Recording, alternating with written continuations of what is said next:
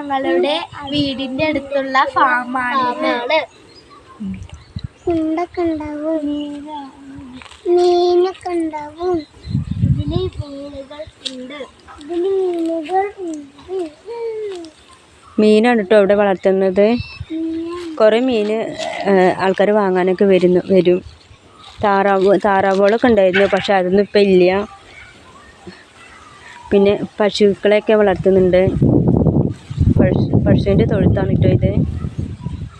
ഇവിടെയാണ് താറാവുകൾ ഉണ്ടായിരുന്നത്.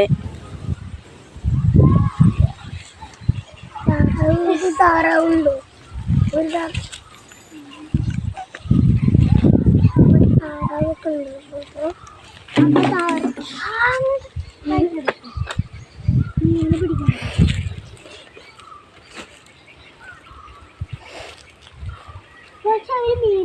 കുട്ടികളത്